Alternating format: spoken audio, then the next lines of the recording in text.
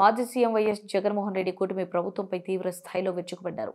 ఇది అవినీతి ప్రభుత్వమని ఆరోపిస్తూ 9 నెలల్లో వేల కోట్లు అప్పులు చేసి వాటిని ఎక్కడ ఖర్చు పెట్టారో చెప్పాలంటూ ప్రశ్నించారు. బాబు షూరిటీ మోసానికి గ్యారంటీ.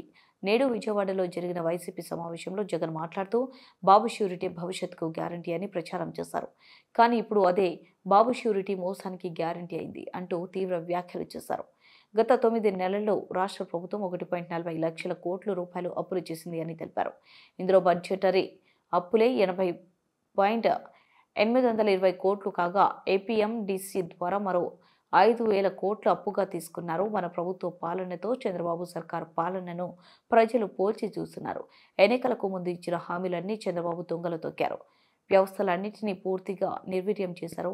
మన ప్రభుత్వంలో ప్రతిదీ పకడ్బందీగా జరిగింది అని వ్యాఖ్యానించారు.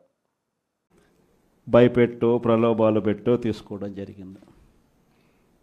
అయినప్పటికీ 38 మంది నిఠారుగా నిలబడ్డారు అని చెప్పడానికి గర్వపడతాను. ఎందుకు ఈ మాట చెప్తా ఉన్నాను అని అంటే దానికి కారణం కూడా ఒకటే. ఇన్ఫ్యాక్ట్ ఏ కార్పొరేషన్ చూసుకున్నా, ఏ మున్సిపాలిటీ చూసుకున్నా, రాష్ట్రంలో ఉన్న ఏ జెడ్పీటీసీ పరిధిలో ఉన్న ఏ మండలం తీసుకున్నా, అటు ఎంపీపీలైనా కానీ, అటు జెడ్పీటీసీలైనా కానీ, సర్పంచ్లైనా కూడా, ఏది తీసుకున్నా కూడా ఎన్నికలు అయిపోయిన తర్వాత 3 సంవత్సరాల తర్వాత లోకల్ బాడీ ఎన్నికలు జరిగితే అటువంటి ఎన్నికల్లో ఈ రకమైన రిజల్ట్స్తో రాష్ట్రమంతా క్లీన్ స్వీప్ చేసిన పరిస్థితి వైఎస్ఆర్సీపీ ప్రభుత్వం, మన ప్రభుత్వం. అంటే ప్రజల్లో ఏ రోజైనా కూడా తలెత్తుకొని పోగలిగాం.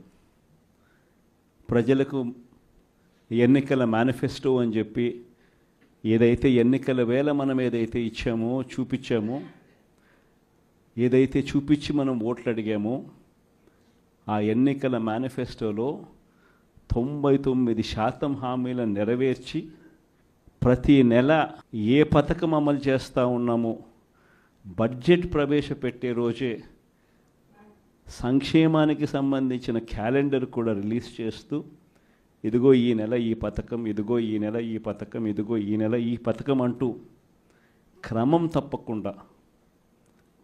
తప్పకుండా ప్రతి సంవత్సరం ఎక్కడా కూడా ప్రజలకు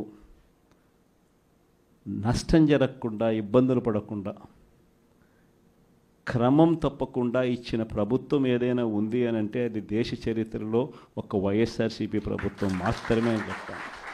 వైఎస్ఆర్సీపీ అన్న పార్టీ నిజంగా ఒక విలువల కోసం నిలబడిన పార్టీ.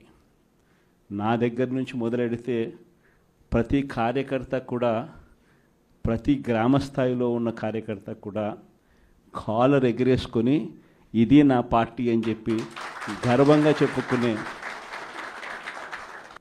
వాళ్ళకి ఏదైతే మనం చెప్పామో అది చేసి చూపించిన తర్వాతనే మనం ఓట్లు అడిగి గెలిచాము. కాబట్టి ప్రజల దగ్గర